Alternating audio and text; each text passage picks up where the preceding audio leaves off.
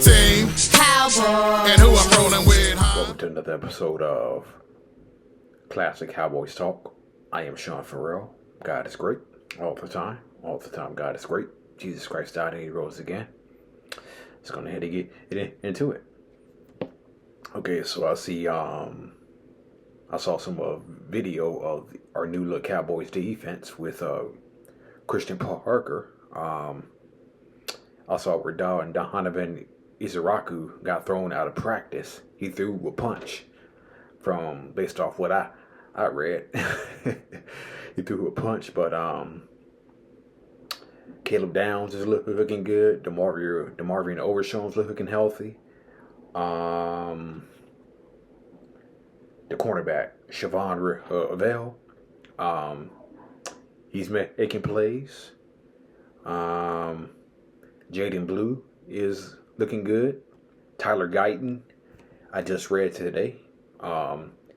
He is now the He's now the starter at left guard, if I'm not mistaken. Okay, and so there are a lot of handouts in camp. Of course, you got Dak, CD, Pickens, Ferguson, Javonte. All of those are going to stand out in camp. But the thing that's encouraging is watching the improvement of the defense. Okay, and I just can't wait to see what Quinnen Williams, Deron Bland, Ravel, Overshown, Downs. I can't wait to see what they do. I really can't wait to see what they do when the season starts. Okay. So Brian Schottenheimer already said he's not going to play his starters in the preseason, which leaves the question of, is Caleb Downs going to see some snaps in the preseason? Okay, so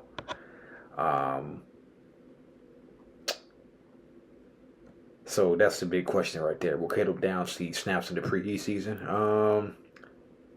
I don't know if he will. We're just going to have to wait and see. Okay. But football officially returns this Thursday with the Hall of Fame game. It's exhibition football, but it's football. All right? It's football, okay? So, football is back. Football all is black. Football is black.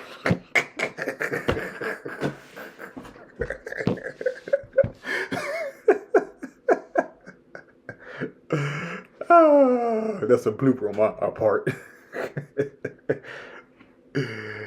All right.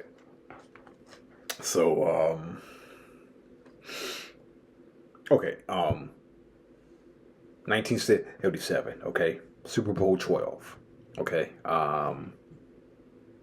We beat the Denver Broncos 27-10. Okay. Now, people look at the score and see 27-10. Think Dallas controlled that game from start to finish. Okay. But the game actually did not start out so well for both teams, okay? Take a look at this footage right here.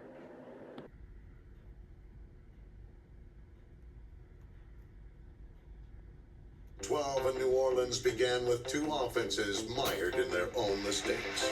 That's behind Roger Staubach. Here's the handoff and a reverse. The fumble in the backfield is picked up on one hop. The Cowboys cross-cutting all the way back to the 20-yard line. Here's the handoff. Goes across. Craig still has it. Wants it all. Going deep for Haper. He's open. And now he's got it. Intercepted by Danny Barnes. This pitches. They got Staubach. Fumble. At the 25 to 30. It's cut down. Fumble. Cowboys recover. Are you believing this? That's 6 turnovers in the first half of the Denver Broncos. Staubach flips to the left side. Fires deep for Dupree at the 10. There he goes. Fumbles the ball. It is recovered down to the 15-yard line by the Broncos. Dallas was only able to convert Denver's 6 first-half turnovers into a 13-0 halftime lead. Early Cowboy mistakes had their fans sweating until Roger Staubach's third-quarter pass to Butch Johnson. A three-man rush again. Roger goes deep across the middle. Way downfield. Touchdown! A sensational diving catch by Butch Johnson, the Cowboys. With Dallas fans feeling a little cooler, the Cowboys turned up the heat on the Denver offense.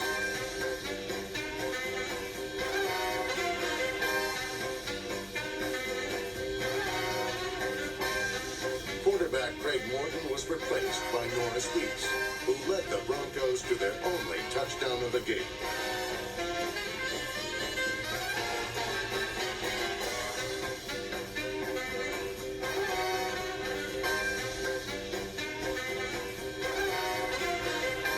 When Denver saw a ray of hope, Dallas pulled the wool over their eyes. I don't know why, Vern, but I just have a feeling that Tom Landry might have a gadget that he might want to use in a situation like this. Pitch out, Newhouse goes left, pulls up, wants to pass. Fires it deep for Goldie Richards. Touchdown!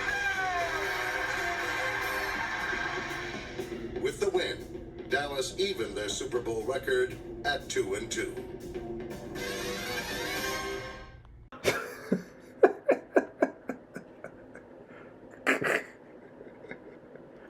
Yeah, that was sloppy football by both teams, okay? That was some pretty sloppy football being played by both those teams. As you heard Vern Lundquist say, Broncos had 6 turnovers in the first half, okay? Not 1, not 2, not 3, not 4, not 5. The Denver Broncos had 6 turnovers in the first half, okay? And Dallas was only able to convert that into a 13-0 lead. But once the second half started, our defense got rolling. Our offense got hot rolling. And I think the big takeaway, 2 big takeaways from the Super Bowl was Staubach versus Morton. Okay? Staubach versus Morton.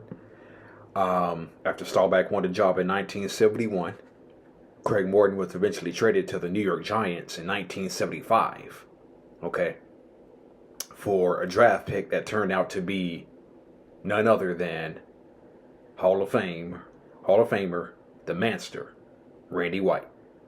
Yes, by trading Craig Morton to the New York Giants in 1975. They gave the Cowboys a pick in the draft that turned out to be the Manster, Hall of Famer, okay? And it's very, very ironic that all of their paths crossed in Super Bowl 12, okay? And, Tom Landry is a stickler for preparation, okay? I remember Drew Pearson made the joke. Drew Pearson said, if you give Coach Landry 2 weeks to prepare, he could probably end that war in Iraq.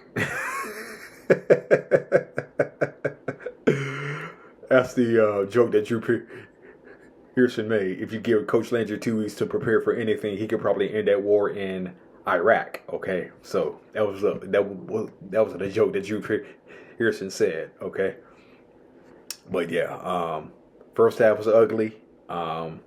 Second half, our defense got rolling, offense got rolling. Co-MVPs, Harvey Martin and Randy White, because of the job they did on Craig Morton. And Craig Morton got benched, as you saw in that footage right there, for a guy named Norris Weeks. So imagine getting traded to the Giants in 1975 for a future Hall of Famer. Then you end up on the Broncos. Then you play the worst Super Bowl game of your career. And then you end up getting benched for Norris Weeks. That was Craig Morton for you. All right. But he actually stuck around for several years with the Broncos. because he came to the Broncos in 1977. And he was there through I think 1982. Yeah, he was there through 1982, right before you know who came in at the 1983 draft. Okay, yeah, so he was there a good amount of time. He was, as a matter of fact, he was still there when Dan Reeves became head coach. Yeah, Dan Reeves became head coach in 1981. The former Dallas Cowboy running back and assistant coach Dan Reeves. Yeah. So he was still there when Dan Reeves was head coach, but he retired in 1982. Morton retired in 1982, and of course, in comes the other number 7. Okay, no name needed. Okay. So 1994. Okay. The NFC Divisional Playoff game. Packers at Cowboys. I watched that game. I watched that game the other day. Okay. And I had a couple of takeaways from that game. Charles Haley was wreaking havoc on defense, as was all of the Cowboys defense. They were wreaking havoc on Brett Favre all day. Novacek was in the zone, had a Cowboy career high 10 catches in a playoff game. Alvin Harper, I believe, still holds the record for the longest touchdown catch in playoff history. 94-yard touchdown. Okay? Here it is. And Aikman will throw out of the end zone. Firing deep. He's got Harper. Alvin Harper. To the Green Bay 30, 20. 10. Touchdown. Aikman to Harper. 94 yards.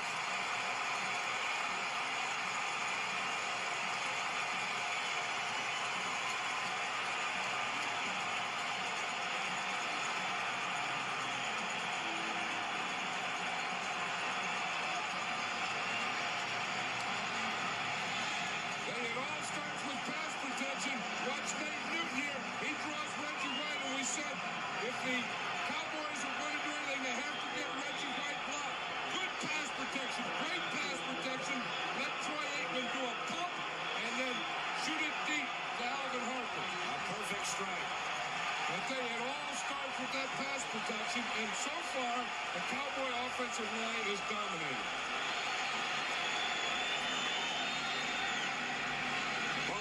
For the extra point. 94 yards. Aikman to Harper. Longest play in playoff history. I tell you, you have to say that Ernie Zampese had a lot of guts. You know, you get there and you could say, well, let's play ball control. Let's try and run it to Emmitt to get it out of there.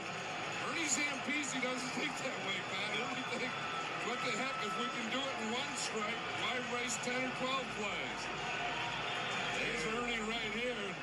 He's looking at there now and says, well, that was a good one. Well, here's the key to the whole thing, as you said. Yeah, I think so. I think, and you know, if you don't get Reggie White blocked, you know that you're not going to be able to throw the ball. Watch Nate Newton. He just squares up on him, keeps that big 340-pound body right in front of him, fights him near the line. That's the toughest place to pass protect there is. Great footwork by a guy who had a dislocated toe. And then you look at Alvin Harper and you think, why don't they throw it toward Alvin Harper? They said they had to get him involved and look at the guy who threw it. Anyway, they were starting to ask some questions about him. He's doing his celebration here. Yep. That was Alvin Harper, okay? And the thing about it is, Alvin Harper was complaining about the number of touches he was not getting, or the number of targets that he wasn't getting. Alvin Harper was complaining towards the end of the season about the touches he was not getting, okay? But I think Troy Aikman made him pretty happy with that 94-yard touchdown pass. Yeah, so a couple of takeaways I took away from that game. Charles Haley and the defense wreaking havoc. Alvin Harper's 94-yard catch. Novacek having a career game. Erick Williams mentoring Larry Allen. Okay, here it is. Mark Shimura of the Packers has an injured right knee. And talking about injuries, there's Erick Williams right there that I think was not only the best tackle in football, but the best offensive lineman in football. In an automobile accident, and the Cowboys lost him for the season. But when you think of Hall of Fame players, this guy was on that road. Oh, he was headed in that direction. No doubt about And you it. hope to see him back. I mean, because offensive linemen don't dominate a lot, but Erick Williams was a dominant offensive lineman. Handoff to Thomas. Inside the Packer 35, about the 33. Yurkovich tripped him up. And Erick Williams has done a lot with Larry Allen. I mean, he's there, he's watching him all the time. You know, he's talking to him about guys that he's playing against. And I think that Larry Allen, for a rookie, has been an amazing guy. I mean, here's a guy who came from Sonoma State. Right. And, you know, and no one ever heard of him or ever heard of Sonoma State. Here's a guy who's starting in the NFL. Second and Yeah, so you saw that shot of Erick Williams. And you heard John Madden talking about the fact that Erick Williams was actually mentoring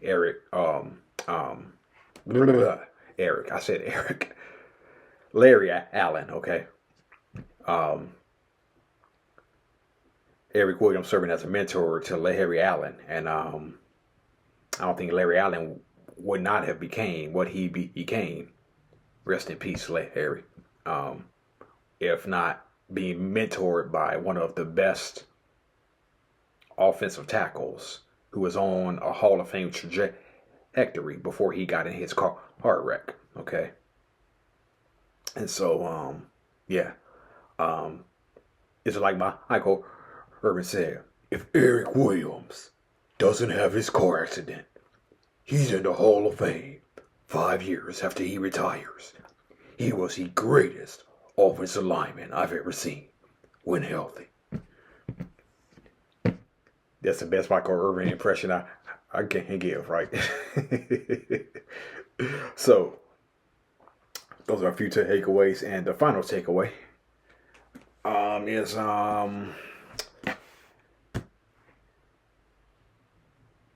Blair Thomas and Emmitt Smith. Okay? Blair Thomas and Emmitt Smith. Okay?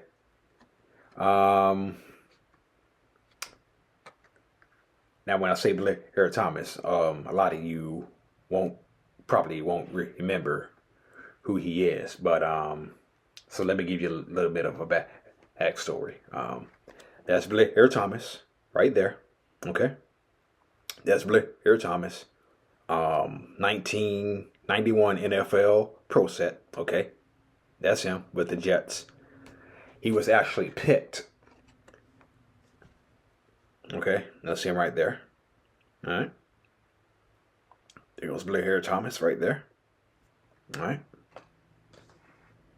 And Blair Thomas was actually picked ahead of Emmitt Smith. Okay. And if you read the card, Blair Thomas, he averaged just 8.2 yards per carry in his rookie year, but still led all AFC rookies in rushing with 620 and yards per carry, 5 yards. Okay, he had one 100-yard game. Okay, in his rookie year. Okay, but you got to look at the Jets backfield. The Jets had like 10 million running backs in the backfield. Okay, so Blair Thomas was just among the many others who were in the Jets backfield. And ironically, the 1990 NFL Pro Set Rookie of the Year, Who is he playing against in this card? The New York Jets. The irony. The irony. I just showed a card of Blair Thomas, okay? And look who is a 1990 Pro Set Rookie of the Year running against the Jets, okay? The irony, right? Okay. There goes Emmitt Smith right there. All right. 1990 NFC Pro Set Offensive Rookie of the Year. All right. And Thomas had one 100-yard game. Emmitt Smith had three 100-yard games. Okay. Emmitt Smith had 241 carries for the whole year and averaged about 3.9 yards per carry. Okay. So Blair Thomas had 123 carries in his rookie season. Okay. So Blair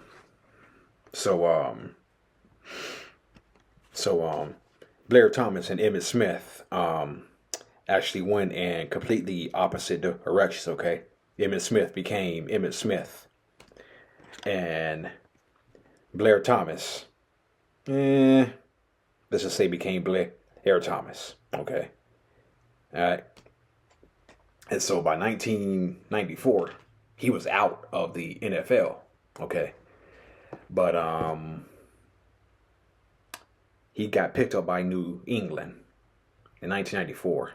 Spent a little time in New England, got cut, then signed on with the Cowboys because something had happened with Lincoln Coleman, who was Emmitt Smith's original backup.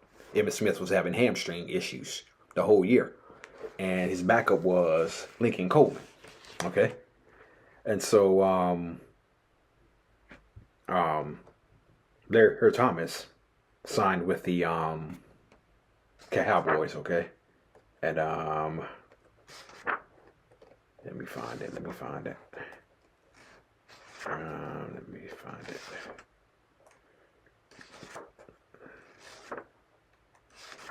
Okay.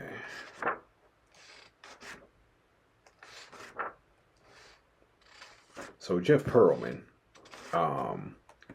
wrote a book called Boys Will Be Boys, okay? Just talked about the Green Bay game. Aikman, 337 passing yards. Novacek, 11 catches, 104 yards. Alvin Harper, 94-yard touchdown catch. And halfback Blair Thomas. Yes. That Blair Thomas.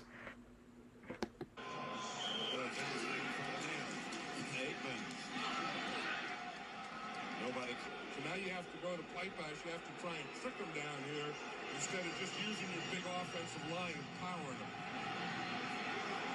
Third and goal with the one, Blair Thomas. He'll get in. Nate Newton limping badly. Darrell Johnston got to keep one more cracks at it. Blair Thomas. The deep back. He gets the first crack. And he is flying into the end zone. Blair Thomas. Replacing Emmitt Smith. Puts the Cowboys further out of distance. This is looking like the Cowboy team, Todd, of last year that won the championship, the year before that won the championship. Michael Irvin right there, he guaranteed it. He says he guarantees, he didn't just guarantee this game, but Michael Irvin guaranteed that the Cowboys are going to go to and win another Super Bowl. And off is to Blair Thomas. Thomas outside the 40, about the 42. First down, stopped by George T. Yeah, there's a lot of happy guys in this Cowboy organization, you know, from Jerry Jones, the owner. You know, when he made that move with Jimmy Johnson, brought in Barry Switzer, this is where they're going to be judged. You know, this is where Barry Switzer is going to be judged, that whole chain. You know, can you get back? Can you get to? Can you three-peat? Can you win another Super Bowl? And they're on the road to it. Yep. And if you're going to judge Barry Switzer, you have to give him affirmative votes right now for the job he's done. He's sort of stayed out of the way, but the job has been done. Blair Thomas again. You know, after the Super Bowl, after the championship game. All the negative criticism all year long about you guys being healthy and all this and all that, somehow you rise to the occasion and get the win.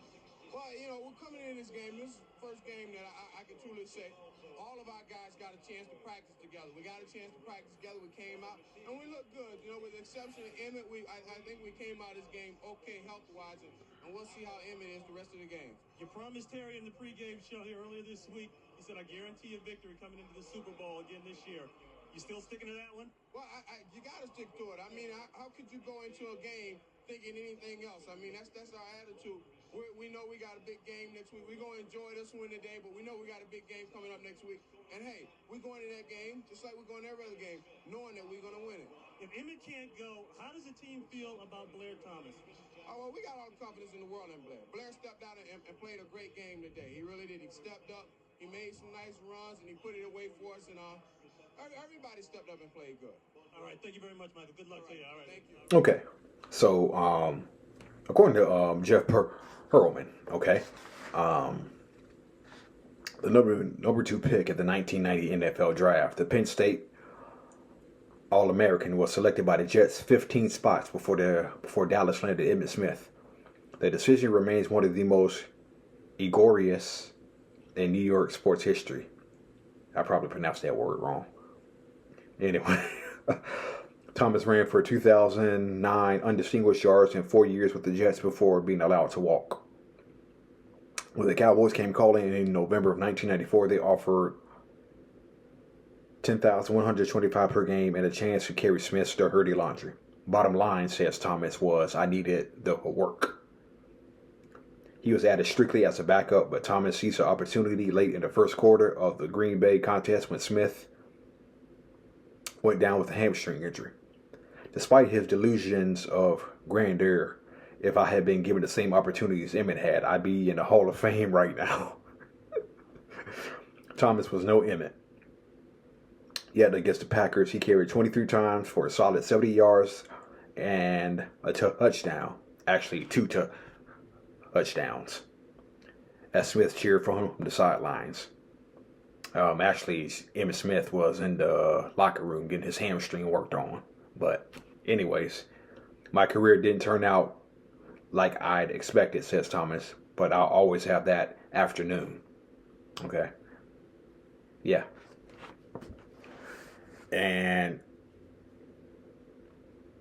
you saw Michael Irvin talking about Blair Thomas in the post-game interview. Okay. I would have liked to see him win a Super Bowl. Okay. I would have liked to see him win the Super Bowl with the Cowboys, because it would be Blair Thomas's way of sticking it to the New York Jets. Okay. If the Cowboys won the Super Bowl and Blair Thomas was an NFL Super Bowl champion, I think that would have been Blair Thomas's sticking it to the Jets moment right there. Okay. And the Jets back then were the Jets. And even today in 2026, the Jets are still the Jets. Okay. They have Geno Smith. Aaron Glenn actually believes that Geno Smith can lead them to the Super Bowl. Think about that for a minute. Okay. Anyway. That's it. That's all for Classic Cowboys Talk. I'm Sean Farrell. I'm out of here. May God bless you all. Peace. Who? Cowboys. What's my blue and gray team? Cowboys. And who I'm rolling with, huh? My Cowboys. Steelers better get it right. Giants better get it right. Who? Cowboys. What's my blue and gray team? Cowboys. And who I'm rolling with, huh? My Cowboys. Eagles better get it right. Skins better get it right.